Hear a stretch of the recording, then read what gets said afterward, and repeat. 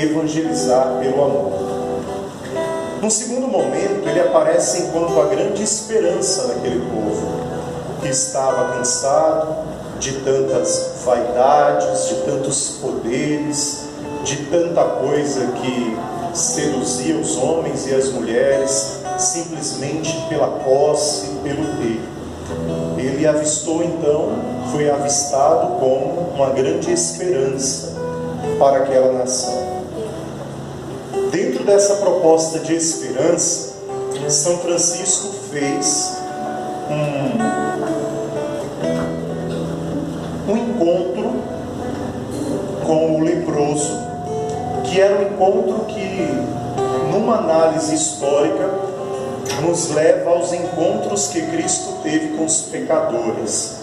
Há no Evangelho, por exemplo, um momento no qual um dos donos da casa, um dos fariseus, olha para Jesus, que deixa aquela mulher lhe lavar os pés, e diz assim para ele: Jesus, se você soubesse quem é essa mulher que te lava os pés, tu não deixarias ela lavar os teus pés.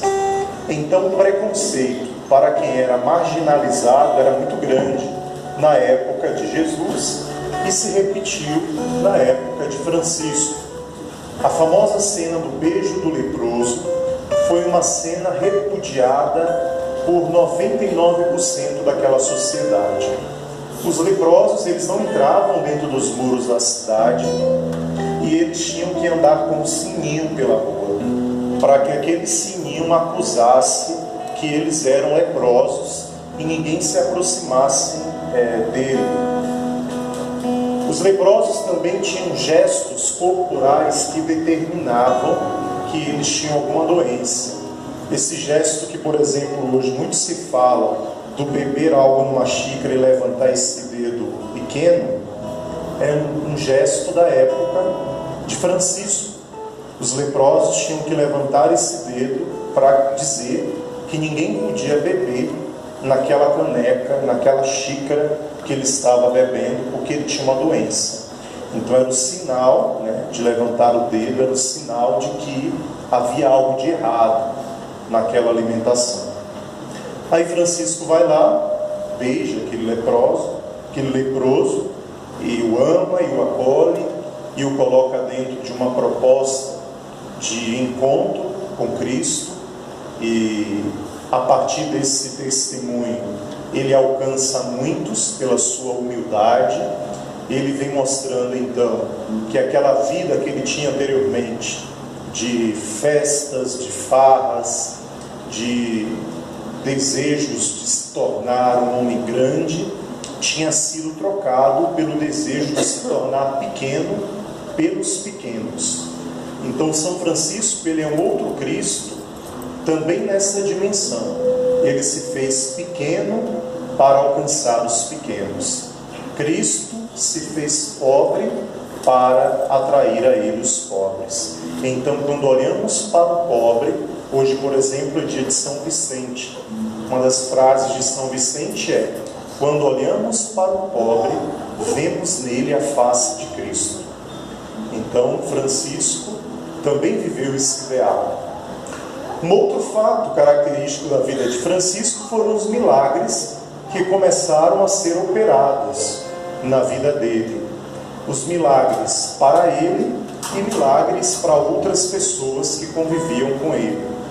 Um milagre que se desmonta nos vários momentos da vida de Francisco. O fato ápice da identificação de Francisco com Cristo é quando ele recebe os estigmas lá no Monte Alverne, Laverna, que fica numa região da Itália, num monte muito alto. Aconteceu que Francisco recebeu então os estigmas de Cristo, as marcas de onde os pregos entraram no corpo de Cristo na cruz.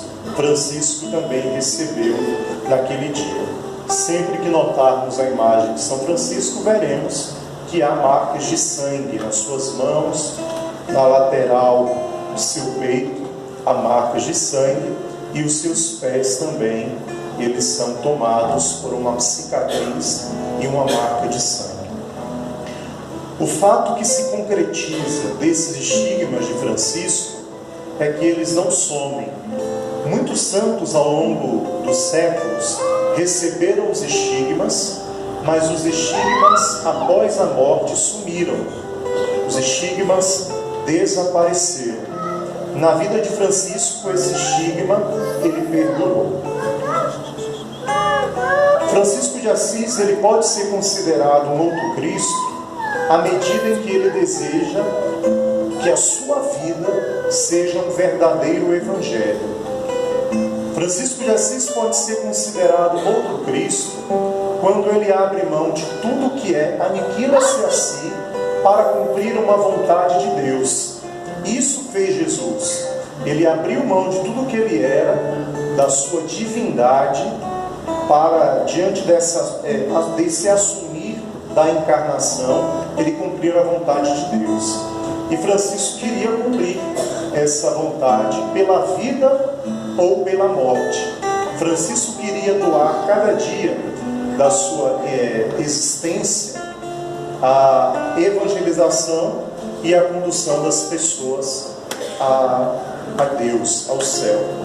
Um outro fato interessante são os 12 companheiros de Francisco, que nos ligam aos 12 apóstolos de Cristo. Os primeiros que seguiram Francisco foram 12 frades que hoje estão enterrados lá na Basílica de Assis, ao redor do corpo de Francisco de Assis. 12 foram esses discípulos, e também a idade com a qual Francisco morreu foi a mesma idade de Cristo. Muitos são os sinais que nos mostram esse homem como um ideal de ser como Cristo.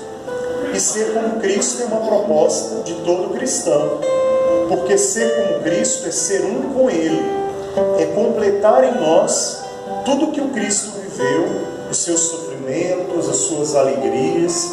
Então, ser um outro Cristo é também desejar receber da parte de Deus as vias de sofrimento, mas também desejar receber da parte de Deus as vias de alegria. Por exemplo, dentre os escritos de São Francisco, há um trecho que eu retirei e coloquei naquela música Rainha dos Menores, que diz: e como São Francisco viver a paz e bem, e como São Francisco, sendo um outro Cristo, poder deitar no colo da bem-aventurada Virgem Maria. Então, quando, por exemplo, desejamos a intercessão de Nossa Senhora, desejamos ser tomados no colo dela. Então, isso é ser novamente um Cristo, sermos cuidados por ela. Há muitos outros aspectos que poderíamos falar dessa identificação de Francisco com Cristo.